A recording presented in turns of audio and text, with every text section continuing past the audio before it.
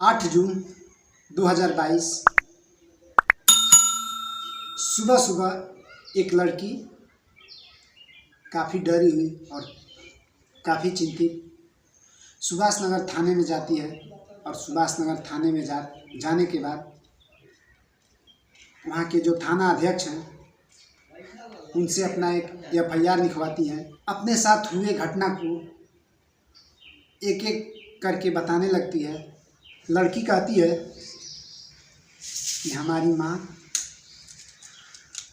जबरन हमारे साथ देह व्यापार करवाती है और अनजान व्यक्तियों से पैसा लेकर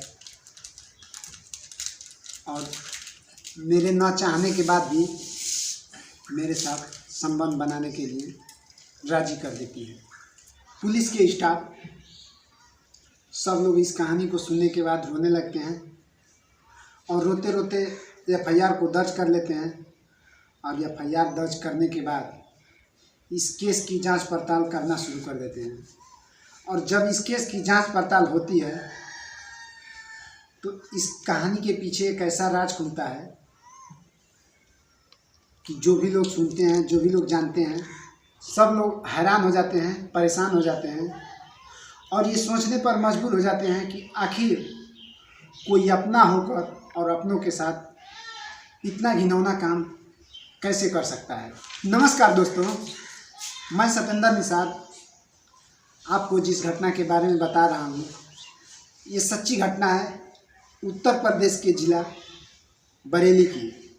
बरेली में एक थाना है सुभाष नगर थाना क्षेत्र की ये कहानी है।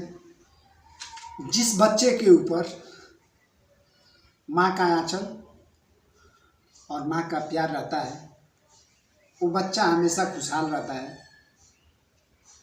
माँ अपने बच्चे के लिए न जाने क्या क्या करती है, अपने बच्चे को खुश रहने के लिए क्या क्या नहीं करती है। माँ अपने बेटी को बचपन से प्यार दुलार देकर और उसका हर एक ज़रूरत पूरा करके धीरे धीरे उसको पाल के पोस के बड़ा करती है। धीरे धीरे बेटी का उम्र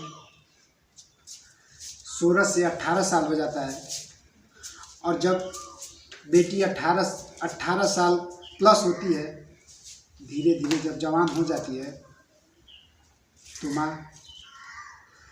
माँ की जो ममता है, माँ का जो प्यार है, उस प्यार में माँ के नियत में खोट आ जाती है।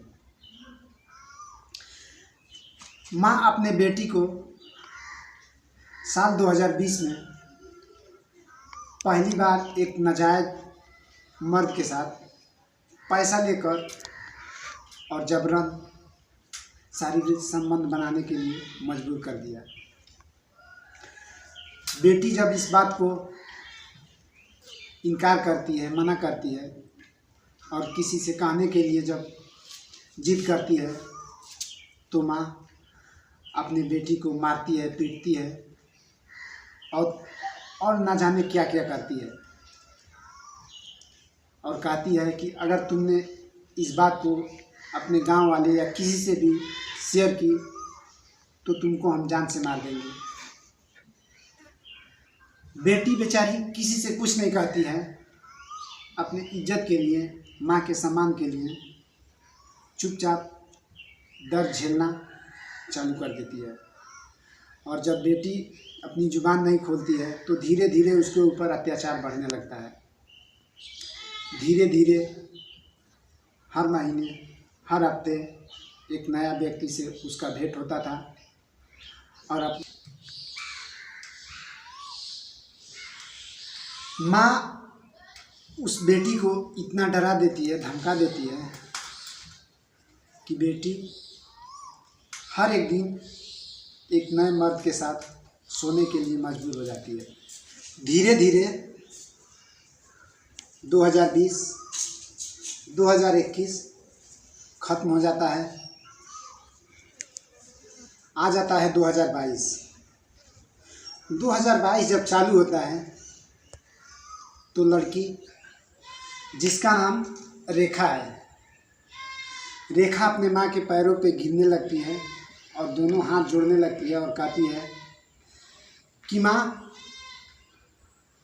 तुमने 2 साल हमको यूज किया, लेकिन मैं अब चाहती हूँ कि बीते हुए पल को भूलकर और नई ज़िंदगी जीऊँ। मैं भी किसी के साथ घर बसाकर और खुश रहूँ। लेकिन जैसे ही शारीरिक संबंध बनाने के लिए रेखा मना करती है तो माँ गुस्से में आ जाती है और मारने लगती है, पीटने लगती है, तमाम तरह की सज़ा देना शुरू कर देती है। रेखा धीरे धीरे फिर माँ की बातों में आ जाती है, लेकिन माँ का अभी मन नहीं भरता है। माँ फिर रेखा से चुपके चुपके और रेखा की मौसी को बुलाती है और रेखा के मौसी को घर पे बुलाती है और रेखा की माँ और मौसी तीनों मिले हुए हैं। रेखा को समझाते हैं कि ठीक है, अगर ये सब तुमको अच्छा नहीं लगता है, तुमको पसंद नहीं है, तो ठीक है। बरेली में तुमको सब लोग जानते हैं कि तुमसे हम लोग देह व्यापार करवाते हैं। एक काम करो कि तुम अपने मामा के पास चले जाओ मुंबई, और वहाँ पे कोई अच्छा लड़का देखकर और उसके साथ तुम शादी कर लेना, अपना घर बसा लेना, और वहाँ पे जो भी तुम्हारा ज़रूरत होगा, ज़रूरत का सामान जो भी लगेगा वो तुम्हारे मामा ला कर देंगे और तुम्हारे इस काम में मामा हेल्प करेंगे। रेखा अपनी माँ के बातों पे यकीन कर लेती है और मामा के पास बॉम्बे चली जाती है। मामा भी रेखा के माँ से मिला हुआ है। 2 मामा हैं, दोनों के दोनों। जब रेखा वहाँ पहुँचती है तो 1-2 दिन उसके ज़रूरत का हर सामान ला कर देते हैं। उसके बाद से धीरे धीरे रेखा के ऊपर दोनों मामा दबाव बनाना चालू कर देते हैं। बम्बे में रेखा करे तो क्या करे, ना किसी से जान ना पहचान। तो फिर रेखा मजबूर होकर मामा से कहती है कि मामा, अगर हो सके तो आप मेरे को किराए का पैसा दे दो और मैं वापस बरेली चली जाऊंगी।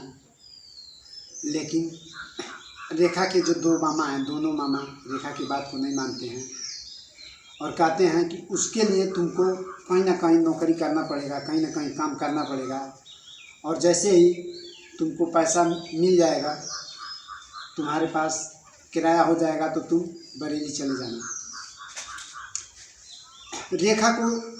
रेखा के दोनों मामा बात करके और एक बियर बार में इसको ले जा करके काम पे लगा देते हैं। जब रेखा बियर बार में जाती है तो वहाँ पे भी इसके साथ नए नए लोग आते हैं और अपनी मर्जी के हिसाब से रेखा के साथ डांस करना, उल्टा सीधा काम शुरू कर देते हैं। रेखा आती है और मामा से कहती है कि मामा, मैं बियर बार का नौकरी नहीं करूँगी, मुझे कहीं और नौकरी या कहीं और जॉब लगवा दीजिए। वहाँ पे मेरे को बहुत परेशानी होता है।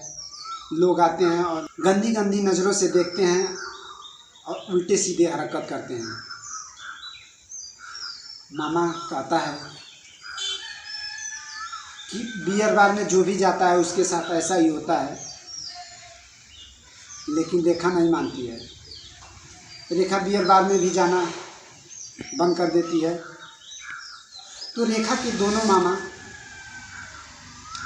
फिर रेखा को उठाकर और कोठा घर में बेच देते हैं। बेचने के बाद रेखा कोठा घर में कैद हो जाती है, बंद हो जाती है, और हर रोज़ उसके साथ नए आदमी आते हैं, संबंध बनाते हैं और चले जाते हैं। रेखा एक एक दिन घुट घुट के कैसे कैसे रात बिताती है, कैसे कैसे समय बिताती है।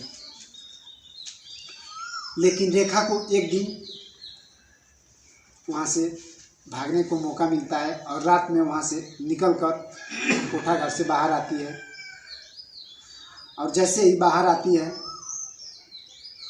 तो कोठा घर का जो मालिक है इसके रेखा के मामा के पास फ़ोन कर देता है। फिर रेखा के मामा दोनों खोज कर अपने रूम पर ले जाते हैं और रूम पर ले जाने के बाद दोनों मामा रेखा के साथ गंदे काम करते हैं, अवैध संबंध बनाते हैं। और संबंध बनाने के बाद रेखा को कहते हैं कि अगर तुम्हारे साथ जो हुआ है तूने किसी से भी कहा और किसी के साथ ये बात शेयर की तो तुम्हारे साथ जो हमने किया है इसका वीडियो बनाया है और वीडियो हिंदुस्तान के कोने कोने में हम लोग वायरल कर देंगे, फिर तुम कहीं के नहीं रह जाओगी।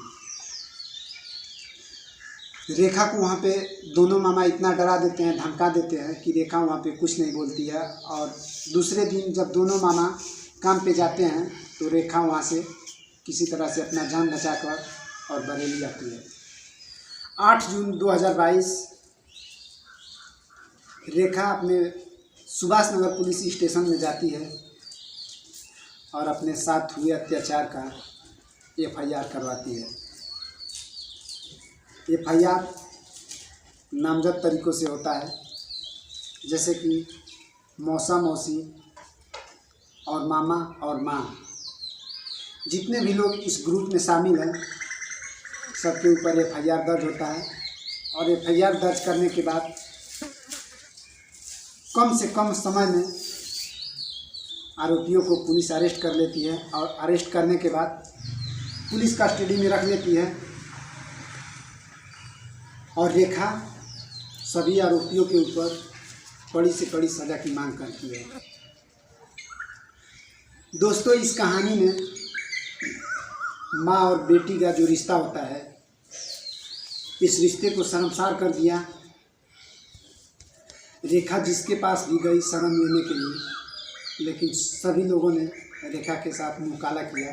मेरा ये कहानी सुनाने का उद्देश्य किसी के दिल पे ठेस पहुंचाने का नहीं, किसी को तकलीफ़ देने का नहीं। मेरा ये कहानी सुनाने का उद्देश्य है कि आप जहाँ भी रहें चौकन्ना रहें, सचेत रहें, अपना और अपने परिवार का ख्याल रखें। मैं फिर मिलूँगा एक सच्ची और दिल दहला देने वाली घटना के साथ। तब तक के लिए मैं आपसे जुदा लेना चाहूँगा। जय हिंद।